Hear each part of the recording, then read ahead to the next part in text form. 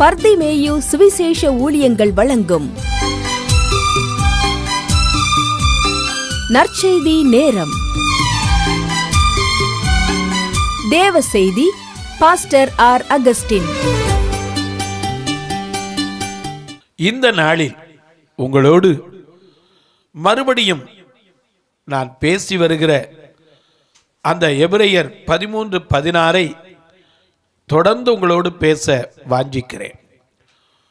ஏன்னா எபிரெயர் 13:16 நீங்க வாசிக்கும் போது அன்றியும் தான தர்மங்கள் நன்மை செய்ய மறக்கக்கூடாது. ஏன்னா இதுவெல்லாம் ஒரு பலி, இப்படிப்பட்ட பலிகள் மேல் தேவன் பிரியமாயிருக்கிறார் என்று எழுதப்பட்டிருக்கிறது. ஆனால் அந்த வசனத்தினுடைய ஆரம்பத்தையே நான் இன்னும் சொல்லி முடிக்கல. அன்றியும் என்று ஆரம்பிக்கிறார். இது மட்டும் அல்ல அப்படின்னு 15 வசனம் வரைக்கும் சொன்னவர் அதோட கூட நன்மை செய்யணும், தான தர்மம் செய்யணும், மறக்கக்கூடாது அப்படின்னு சொல்லி பலியை குறித்து பேசுகிறார். நான் உங்களோடு முதல் செய்தியில பேசினேன், அந்நியரை உபசரிக்க மறக்கக்கூடாது. அதே போல கட்டப்பட்டவர்களோடு கூட நாமும் கட்டப்பட்டவர்கள், தீமை அனுபவிக்கிறவர்களோட நாங்கள் தீங்கு அனுபவிக்க கற்றுக்கொள்ள வேண்டும் என்று உங்களுக்கு சொன்னேன். அது மட்டுமல்ல, விவாகம் என்பது எல்லாவற்றுக்குள்ளும் கனமுள்ளது. பண ஆசை இல்லாதவர்களாய் இருந்து போதும் என்ற மனம் வேண்டும். ஏன்னா அப்படி இருந்தா நமக்கு கர்த்தர் சகாயராய் இருக்கிறார் என்று உங்களுக்கு சொன்னேன்.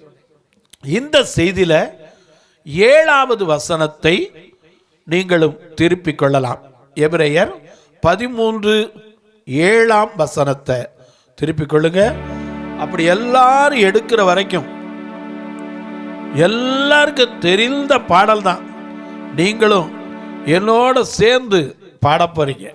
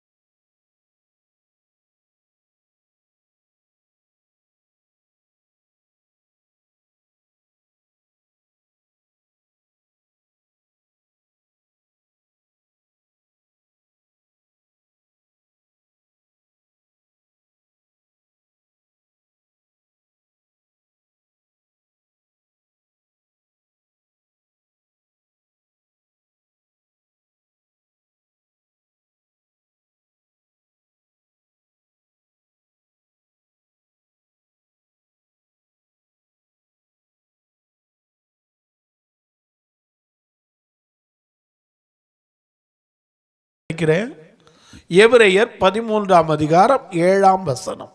தேவ வசனத்தை, ஏன்னா வசனம் யாருடையது? தேவனுடையது. ஏன்னா அவருடைய வார்த்தை, ஆதியிலே ஒரு வார்த்தை. ஏன்னா யோவான் எழுதின சுவிசேஷத்தில் நான் பார்க்கும்போது ஆதியிலே ஒரு வார்த்தை இருந்தது, அந்த வார்த்தை தேவனிடத்தில் இருந்தது. அது எங்க இருந்தது? தேவனாய் இருந்தது. அது மாம்சமாகி வெளிப்பட்டது. ஆகையினால வார்த்தை தான் அன்றைக்கு வெளிப்பட்டது. ஆகையினால தான் இங்க வாசிக்கிறோம், தேவ வார்த்தை, தேவ வசனத்தை உங்களுக்கு தேவ வசனம். ஏன்னா அந்த வசனம் தேவனிடத்திலிருந்து அருளப்பட்டதுனால அது தேவ வசனம். ஏன்னா ஒவ்வொரு வார்த்தை தேவனிடத்திலிருந்து தான் வருது. வேதம் சொல்லுது, நன்மையான எந்த ஈவும் பூரணமான எல்லா வரங்களும் பரத்திலிருந்து உண்டாகி ஜோதிகளின் பிதாவினிடத்திலிருந்து இறங்கி வருகிறதாம். நன்மைகளை இறங்கி வருது. அது மட்டுமல்ல, தேவ வசனம் நமக்கு அங்கிருந்தான். ஒவ்வொரு நாளும் அன்றைக்கு இஸ்ரவேல் மக்களுக்கு அதிகாலையில் பனி விழுகும் முன்னாடி மன்னா கிடைத்தது போல தேவ வசனம். அதனால தான் அன்றன்றுள்ள அப்பம் அப்படின்னு அண்ணன் சாமிஜரத்திரன்னு புஸ்தகம் எழுதுவார். அன்றன்றுள்ள மன்னா, அன்னன்னைக்குரிய வார்த்தை என்னது? நாம் கூட பரமண்டல ஜெபத்தில் முடிக்கும் போது எங்களுக்கு அனுதின ஆகாரத்தை எங்களுக்கு என்ன செய்யுங்க, கொடுத்தடுங்க. வேதம் சொல்லுது, மனுஷன் அப்பத்தினால் மாத்திரம் அல்ல, தேவனுடைய வாயிலிருந்து புறப்படுகிற ஒவ்வொரு வார்த்தையினாலும் பிழைப்பான். அதை உணர்றது தான். சில நேரத்தில் பிரச்சனைகள் வரும்போது நாம் நினைக்கிறோம், ஏன் ஆண்டவர் அனுமதிக்கிறார்? உபாகமம் 8ஆம் அதிகாரத்திலே முதல் வசனத்திலிருந்து கொஞ்சம் வாசிக்க பார்க்கலாம். நீங்கள் பிழைத்து பெருகி, நீங்கள் பிழைத்து பெருகி, கர்த்தர் உங்கள் பிதாக்களுக்கு ஆணையிட்டு கொடுத்த தேசத்திலே, கர்த்தர் உங்கள் பிதாக்களுக்கு ஆணையிட்டு கொடுத்த தேசத்திலே பிரவேசித்து அதை சுதந்தரிக்கும்படி நான் இன்று உங்களுக்கு விதிக்கிற எல்லா கட்டளைகளின்படியும் செய்ய சாவதானமாய் இருப்பீர்களாக. ஏன்னா அவர் கேட்ட கட்டளைகளை மறந்துடக்கூடாது. அதனால தான் அன்றியும் அப்படின்னு எழுதுறாரு. ஏன்னா ஒவ்வொரு காரியத்தை நம்ம நினைக்க வேண்டியது இருக்கு. முதல் செய்தியில் உங்களுக்கு சொன்னேன், அந்நியரை மறக்காதீங்க, உபசரிக்க மறந்துடாதீங்க. விவாக மஞ்சத்தம் எப்படிப்பட்டதுங்கிறத நினைச்சு பாருங்க. பண ஆசை இல்லாமல் இருங்க, போதும் என்கிற எண்ணம் இருங்க. இப்படி பல காரியத்தை சொல்லிவாரேன். இப்போ ஒரு காரியத்தை சொல்லிவாரேன், தேவ வசனத்தை உங்களுக்கு போதித்து, யார் யாரெல்லாம் எங்கெங்க இருந்தெல்லாம் கேட்குறீங்களோ, உங்களுக்கு எந்தெந்த சபையில் எந்தெந்த பாஸ்டர் யார் யார் மூப்பர்கள் போதிக்கிறார்களோ அது யாரை கொண்டு போதிக்கலாம். கர்த்தர் பீலையாமுக்கு கழுதையை கொண்டு போதிச்சார். ஏன்னா அவனுக்கு விளங்கலை. அவன் கழுதை மேலே உட்காந்துக்கிட்டு கழுதை நெரிக்குதே, குறுக்க போதே அடிச்சுக்கிட்டு உட்காந்துருந்தான். கழுதை கேட்டுச்சு, நான் என்ன அநியாயம் பண்ணேன்? எண்ணாகமத்தில் பார்க்கிறோம் 22-28 அந்த கழுதை கேட்குது, நான் இதுவரைக்கும் நீ ஏறின கழுதை நான் இல்லையா, உனக்கு என்ன அநியாயம் பண்ணேன்? நீ என்னை 3 தடவை அடிச்ச. அவன் சொன்னான், என்கிட்ட ஒரு பட்டையை இருந்துச்சுன்னா உன்னை இந்நேரம் கொன்னே விடுவேன்னா. அப்போ கர்த்தர் பீலையாமுடைய கண்களை திறந்த போது அவனுக்கு விளங்காத காரியம், கர்த்தருடைய தூதன் அவனுக்கு எதிர்த்து நின்றது தெரியாது. தேவ வசனத்தை உங்களுக்கு எனக்கும் போதிப்பாங்க. எல்லாரும் சின்ன பிள்ளையில இருக்கும் போதுலேருந்து நமக்கு கதையா பாட்டிமார் போதிச்சிருப்பாங்க, அம்மா சொல்லி கொடுத்துருப்பாங்க. ஏன்னா பிறந்த உடனே நமக்கு என்ன தெரியும்? உலகத்தில் ஒன்றுமே தெரியாது. நல்லது எது, கெட்டது எது, நன்மை எது, தீமை எது தெரியாது. நமக்கு வசனத்தை வச்சு போதிச்சிருப்பாங்க. டேய் இப்படி இப்படி இருக்கணும்டா, இப்படி இப்படி இருக்கணும், வாழணும், என்னென்ன செய்யணும். ஆண்டவர் கதையா தாய்மார்கள், எத்தனை படிக்காத தாய்மார்கள் கூட இன்றைக்கு பிள்ளைகளுக்கு பாலூட்டி சோறூட்டி வளர்ப்பதை விட வேத அறிவை ஊட்டி வளர்க்கிறார்கள். தேவ வசனத்தை போதிக்கிறவர்கள். நாம நினைச்சோட போதகர் தான் போதிக்கணும்னு இல்லை.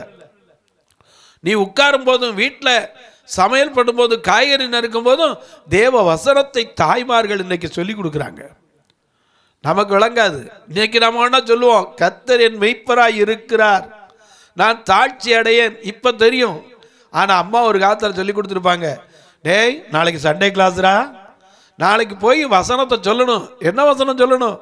கர்த்தர் நல்லவர், அவர் கிருபை என்றும் உள்ளது, அவர் கிருபை என்றும் உள்ளது என்று இஸ்ரவேல் குடும்பத்தார், ஆரோன் குடும்பத்தார், கர்த்தரை தேடுகிற பெரியோர் சிறியோர் எல்லாரும் சொல்லணும். சொல்லி கொடுத்துருப்பாங்க. வசனத்தை போதிக்கிறதுக்கு யாரை கொண்டும் போதிப்பார். எனக்கு அன்பானவர்களே, நாம் நினைக்கிற மாதிரி வசனத்தை நாம பைபிளை வச்சு படிச்சிட முடியாது. ஒவ்வொரு காரியத்தையும் அவர் போதித்து நடத்துகிறவர்.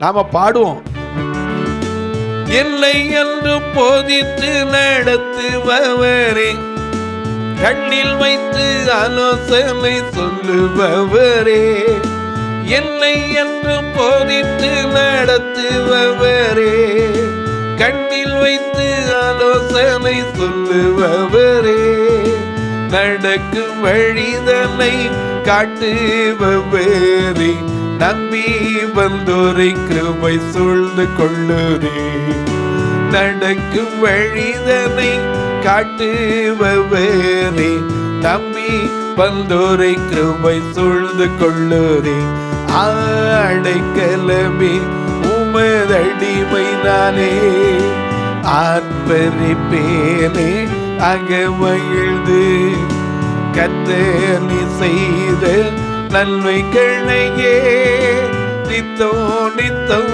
நான் நிலைப்பேனே. கரம் பற்றி நடத்தும் கர்த்தர் நீரல்லோ, குப்பிட்ட என்னை குணமாக்கிறீரல்லோ. கரம் பற்றி நடத்தும் கர்த்தர் நீரல்லோ, குப்பிட்ட என்னை குணமாக்கிறீரல்லோ. குழியில் விழாதபடி காத்து கொண்டீரே, அழுகையை கழிப்பாக மாற்றிவிட்டீரே. குழியில் விழாதபடி காத்து கொண்டீரே, அழுகையை கழிப்பாக மாற்றிவிட்டீரே. அழைக்கலமே உமதடிமை நானே, ஆர்ப்பரிப்பேனே அகமகிழ்ந்து கர்த்தர் நீ செய்த நன்மைகளையே நித்தம் நித்தம் நான் நிலைப்பேனே. ஆண்டவர் போதித்து நடத்துவார். நான் உனக்கு போதித்து நடக்க வேண்டிய வழிகளை காட்டுவேன். தேவ வசனத்தை நமக்கு போதித்தவங்க ஏராளம். நான் படிக்கிற ஆத்துல எனக்கு எத்தனையோ பாஸ்டர்ஸ் இப்போ இருக்காங்களோ தெரியாது. ஏன்னா எத்தனையோ பேர் நான் படிக்கிற காலத்தில் பாஸ்டர் மேத்யூ இருந்தார், பாஸ்டர் மூர்த்தி இருந்தார், பல பேர் இருந்தாங்க. வயதான பாஸ்டர் ஆபிரகாம்னு இருந்தாங்க. அதே போல் பாஸ்டர் KN ஜானி கேரளாக்காரரு, பல பேர். நான் படிக்கும்போது சீலோவாம் பைபிள் காலேஜில் காலையிலேருந்து முழு நேரமும் வசனம் தான். ஆனால் எனக்கு அப்போ தெரியாது. அப்போ நினைப்பேன், எப்பா எந்த நேரம் இதைத்தானே இப்போ சொல்லிக்கிட்டு இருப்பாங்க. இப்போ தான் அதனுடைய காரியம் தெரியுது. ஏன்னா அனுபவங்கிறது சாதாரணமாக வந்துடுறது இல்லை. வாசிங்க, தேவ வசனத்தை உங்களுக்கு போதித்து உங்களை நடத்தினவர்களை நீங்கள் நினைத்து. ஏன்னா வசனத்தை போதிக்காம நம்ம நடக்கவே முடியாது. ஏன்னா நம்ம வசனத்தை சொல்லும் போதுதான் நமக்கு தெரியும். ஒவ்வொரு காரியத்தையும் போதகர் ஒவ்வொரு நாளும் சொல்லியிருப்பாங்க. ஏன்னா ஆண்டவர் பலரை கொண்டு நமக்கு சொல்லி கொடுத்துருப்பார். என்ன செஞ்சிருப்பாரு? 10 கற்பனைகளையே நமக்கு சொல்லி கொடுத்துருப்பாங்க. கொலை செய்யாத, களவு செய்யக்கூடாது, பொய் சாட்சி சொல்லக்கூடாது, பிறருக்குரிய ஒன்றையும் இச்சிக்க கூடாது. எல்லாம் கேட்டு கேட்டு கேட்டு நமக்குள்ள அந்த வசனம் நின்றுச்சா? எத்தனை கற்றாலும் தேவ பக்தியற்ற பாவினா நம்ம தான். எவ்வளவு கேட்டாலும் சரி அடுத்த நிமிஷம் நமக்கு நிற்காது. தேவ வசனத்தை உங்களுக்கு போதித்து உங்களை நடத்தினவர்கள் சிலர் இருப்பாங்க. அவர்களை நீங்கள் நினைக்கணும். சில வீட்டில் பார்த்தீங்கன்னா புருஷனே நல்ல மனுஷன் அமைஞ்சிருப்பான். பிள்ளைகளுக்கு காலையில் எழுந்திரிச்சு அப்பா தகப்பன் பிள்ளைகள் சொல்லி கொடுத்துருப்பான். சில வீட்டில் பார்த்தீங்கன்னா புருஷனும் மனைவியும் ஒருமனப்பட்ட ஆவியாக இருப்பாங்க. ஏன்னா ஒருத்தருக்கு ஒருத்தர், ஏன்னா நாமளே நிருபங்கள் என்று பவுல் சொல்லுகிறான். நாம நிருபங்கள்தான் நம்ம வச்சு வாசிக்கணும். நம்முடைய வாழ்க்கை மற்றவங்களுக்கு பாடமாக இருக்கணும். ஆகையினால இங்கே சொல்ல, தேவ வசனத்தை உங்களுக்கு போதித்து உங்களை நடத்தினவர்களை நீங்கள் நினைக்கணும். ஒவ்வொருத்தரையும் நினைக்கணும். எனக்கு 1978 81 வரைக்கும் நான் பைபிள் காலேஜ் படித்தேன். 3 வருஷ காலம். அப்படி எனக்கு கற்றுக் கொடுத்தவளை இன்றைக்கு நான் நினைக்கிறேன். அது மட்டுமல்ல, எனக்கு ரொம்ப மனசில் அடிக்கடி நான் நினைக்கிற அருமையான போதர் விக்டர் ஞானராஜ் எப்பவும் நினைப்பேன். ஏன்னா அவர் திருச்சி இருந்தாலும் அவ்வளவு ஆழமாக சத்தியங்களை போதிக்கிறவர் மட்டுமில்ல, கடைசி வரைக்கும் ஆண்டவருக்கா வைராக்கியம் நின்று எத்தனை பேர் எனக்கு போதித்து நடத்தினவர்கள். தேவ வசனத்தை நமக்கு விளங்கும்படி சொல்லணும். நமக்கு பிறந்தவனே தெரியாது. இன்னைக்கு நாம நினைப்போம், எனக்கு தெரியாதாமோ என்னையா காரணம் எப்போவும் சொல்லிக்கிட்டு இருக்க. எல்லாருக்கும் தெரியணும். 1ஆம் கிளாஸ் படித்தவங்களுக்கு 1ஆம் கிளாஸ் பாடம் லேசாக தெரியும். ஆனால் படிக்காத பிள்ளைகளுக்கு இது புதுசு. இன்றைக்கு எத்தனையோ பேர் இந்த வேதத்தை கேட்டுக்கொண்டிருக்கலாம். வேத வசனத்தை உங்களுக்கு போதிக்கிறதுக்கு ஒவ்வொரு இடத்துலையும் ஒருத்தர் ஆண்டவர் வச்சிருக்கார். மெய்ப்பர்களை வச்சிருக்கார், தீர்க்கதரிசிகளை வச்சிருக்கார், சுவிசேஷர்களை வைத்திருக்கிறார். ஏன்னா அவருடைய வேலை என்னது? அழகா சொல்வார் கில்பர்ட் குமார், சத்திய பாதையில் சுவிசேஷம் கூறி சீராக செல்லும் இந்த பயணம் நல்ல நித்திய வாழ்வை நிர்மலமாக்கும் சீராக செல்லும் இந்த பயணம். சத்திய பாதையில் சுவிசேஷம் கூறி சீராக செல்லும் இந்த பயணம். நல்ல நித்திய வாழ்வை நிர்மலமாக்கும் சீராக செல்லும் இந்த பயணம். எனக்கு அன்பானவர்களே, தேவ வசனத்தை ஒவ்வொரு வசனத்தையும் நமக்கு போதிச்சிருப்பாங்க. இன்னைக்கு நம்ம சொல்லுவோம் துன்மார்க்கருடைய ஆலோசனையில் நடக்கக்கூடாது. இது தாய் சின்ன பிள்ளை நம்ம சொல்லுவோம், டேய் அவங்களாம் கெட்டவங்க, அங்கே போய் சேரக்கூடாது. அவங்க வசனமாக போதிச்சிருக்க மாட்டான்னு விளங்குற மாதிரி சொல்லியிருப்பாங்க. டேய் அந்த பிள்ளைலாம் போய் சேரக்கூடாது, அந்த பிள்ளைல நல்ல பிள்ளை இல்லைடா, துன்மார்க்கருடைய ஆலோசனையில் நடக்காத, பாவிகள் நிற்கிற இடத்துல நிற்காத, அங்கே போய் நான் உட்காரக்கூடாதுடா, தேவையில்லாதெல்லாம் நமக்கு பேசுவாங்க.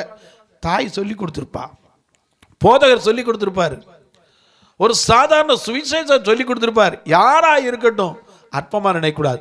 தேவ வசனத்தை உங்களுக்கு போதித்து உங்களை நடத்தினவர்களை நீங்கள் நினைத்து அவர்களுடைய நடக்கையின் முடிவை. இன்னொரு காரியத்தை சொல்றார், அவர்களுடைய நடக்கையின் முடிவு. எல்லாருக்கும் ஒரு நாள் என்ன உண்டு?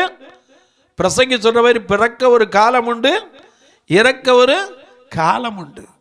அவருடைய முடிவை நன்றாய் சிந்திக்கணும். ஏன்னா ஒவ்வொருவருக்கும் முடிவு இருக்கிறது, உடனே வந்துடாது. ஆனா அந்த முடிவு இல்லாம யாருக்கும் போகாது. எல்லா மனுஷனும் ஒரு நாள் என்ன செய்யணும்? போய்த்தான் தீரணும். ஏன்னா நம்ம அந்த காலத்தில் சொல்லுவாங்க, திருடனை போல் சாவு வரும், திடுக்கிடுவாய் நீயும் அப்போ, பாம்பின் வாயின் தவளை போல பரிதவிப்பாய் நீயும் அப்போ அப்படின்னு நம்ம மரித்தவங்களுக்கு பாடுவோம். ஐயா, சாவு சொல்லிக்கிட்டு வராது, என்னைக்கு நமக்கு தெரியாது. அது மட்டும் மனுஷன் தெரிஞ்சா தன்னால் முடிஞ்ச என்னென்னமோ செஞ்சிருவான். எனக்கு கண்மொழி எல்லாரும் ஒரு நாள் போகணும்.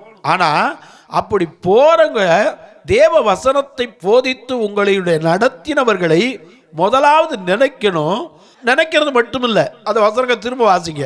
தேவ வசனத்தை போதித்து உங்களை நடத்தினவர்களை நீங்கள் முதலாவது நீங்க நினைக்கணும். அவர்களுடைய நடக்கையின் முடிவை, அவர்களுடைய நடக்கையை முடிவை நன்றாய் சிந்திக்கணும். ஏன்னா முடியும் போது எப்படி முடியுது அதாங்க முக்கியம். வாழும்போது வாழ்றான், ஆனா முடியும் போது எப்படி முடியுது? சில சொல்றாங்களே, அவனுக்கு நல்லா சாவப்பா. டாக்டர் தினகரனும் டிஜிஎஸ் தினகரன் அவர் மரிக்கும் போது ராஜ் டிவியில் ஒளிபரப்புனாங்க. நீங்களும் பார்த்துருப்பீங்க எத்தனை பேர். அப்படி போகும்போது எத்தனை பேர், எவ்வளவு கூட்டம். அவர் என்ன பெரிய மினிஸ்டராக இருந்தார், அம்பாசடர், அவ்வளோதான். ஒரு கர்த்தருடைய தூதனாக வாழ்ந்தார். எல்லா இடங்களையும் போய் பிரசங்கம் பண்ணார். ஆனால் அவர் மரிக்கும் போது அவருடைய அடக்கத்துக்கு கொண்டு போகும்போது பார்த்தீங்கன்னா, அடே அப்பா எவ்வளவு கூட்டம் இருந்தது. என்ன காரணம்? அப்படி அவர் என்ன செய்தார்? அவர் செய்த வேலை என்னது?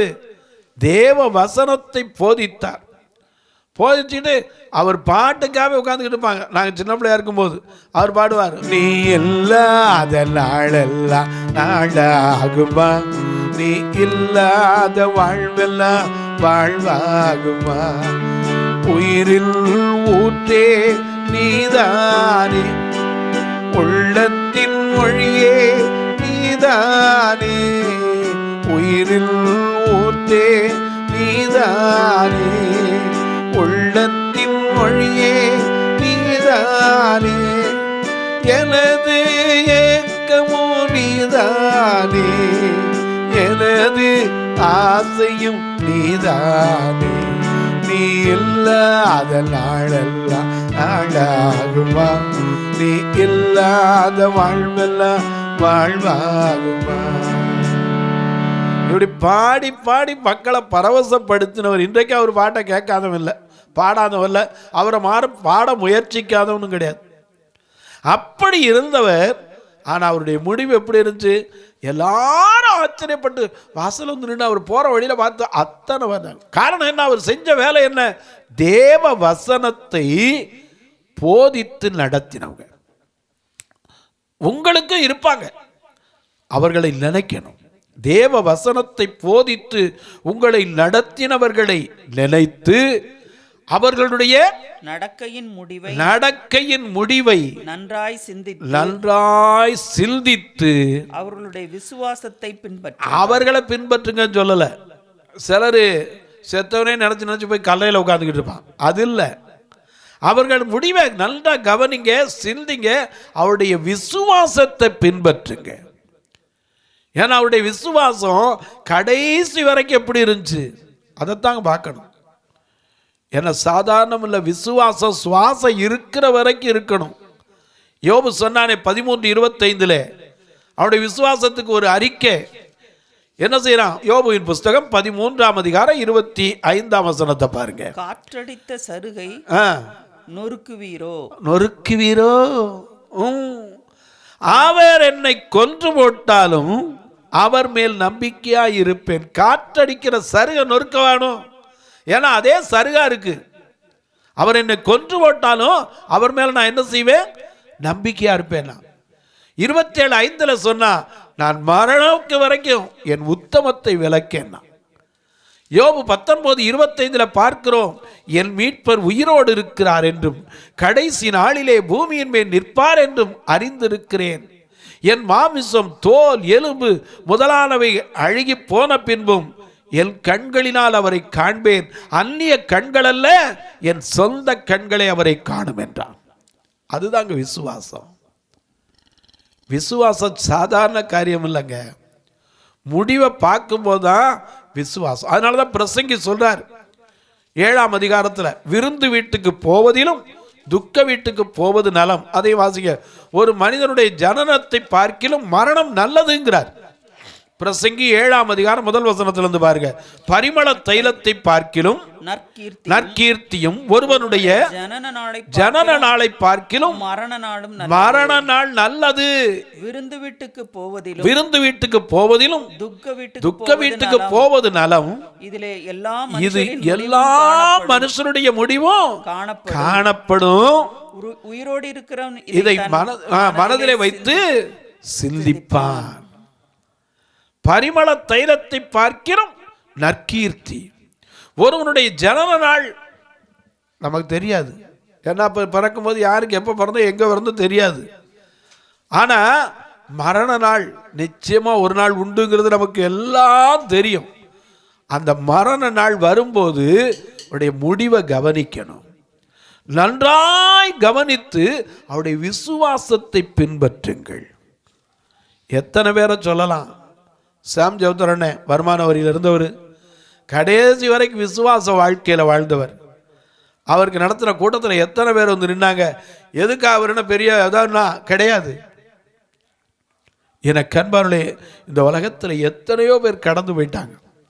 ஆனால் அவர்களெல்லாம் இன்றைக்கு நம் மனிதத்தில் இருக்கிறார்கள். ஏன்னா அவங்க யாரு? தேவ வசனத்தை போதித்து நம்மை நடத்தினவர்கள். அவர்களை எப்போது நம்ம நினைக்கணும். எங்கோ இருக்கிற போதகரில் உங்கள் வீட்டில் இருக்கிற தாய் தகப்பன்மாரை உங்களுக்கு வளர்த்துருப்பாங்க, சொல்லியிருப்பாங்க, போதிச்சிருப்பாங்க. அவருடைய நடத்தினவர்களை நன்றாய் சிந்தித்து அவருடைய முடிவை கவனிக்கணும். ஏன்னா தேவனுக்காக காத்திருக்கிறவருடைய முடிவு எப்படி இருக்கும்? எனக்கு அன்பானே, ஒரு பிரச்சனை இருக்காது. எல்லாம் பேப்பர் கிளியர் பண்ணி வச்சுருப்பான். எப்போ வந்தாலும் சரி. ஏன்னா மரணம் எப்போ வரும்? நினையா நேரம்.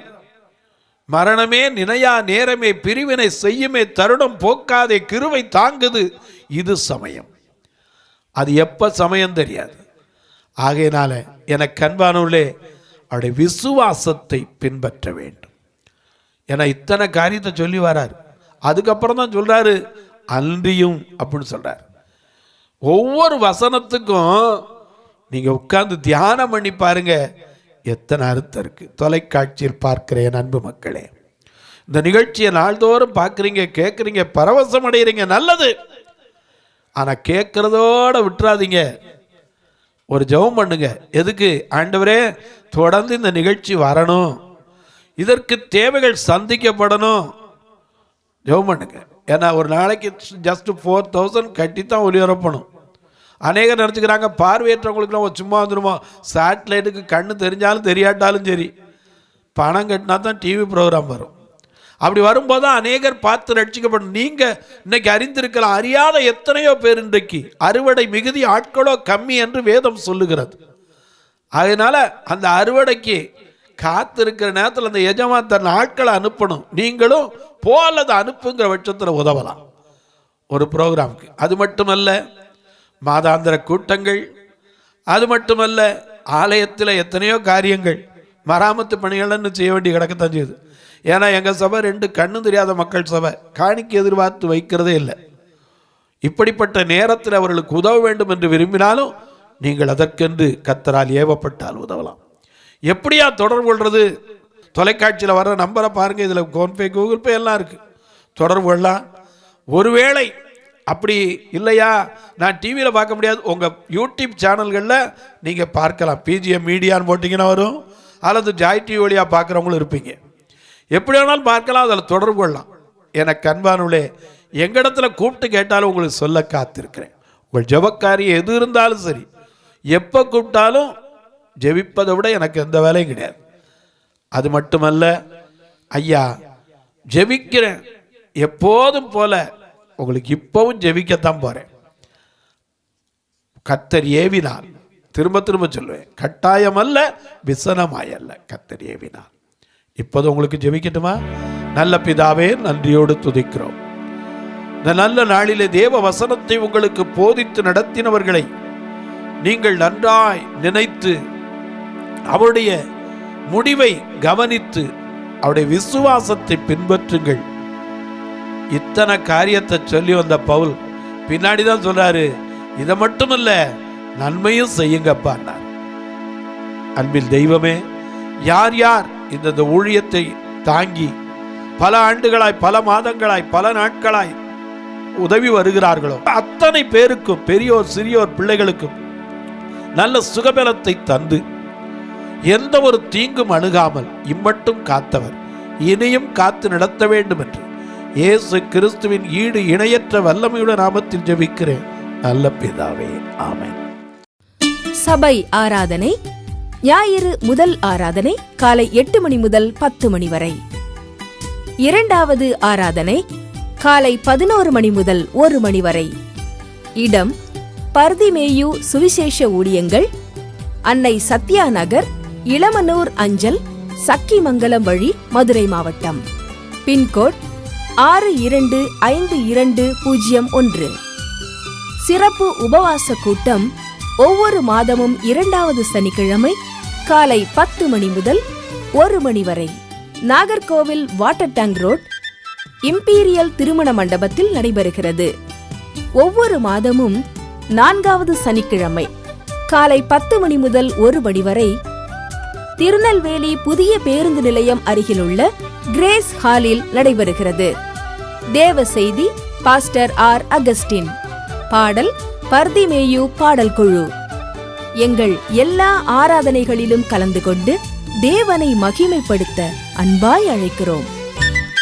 உங்கள் உதாரத்துவமான காணிக்கைகளால் இவ்வூழியத்தை தாங்க விரும்பினால் R Augustine, account number 5021364431, IFSC code IDIB 000B066, Indian bank, BB Kulam, Madurai. உங்கள் தொடர்புக்கு பாஸ்டர் ஆர் அகஸ்டின், பர்திமேயு சுவிசேஷ ஊழியங்கள், நாகமலை, புதுக்கோட்டை, மதுரை 625019. தொலைபேசி எண்கள் 9842181917 மற்றும் 9442559772. கர்த்தர் தாமே உங்களை ஆசீர்வதிப்பாராக.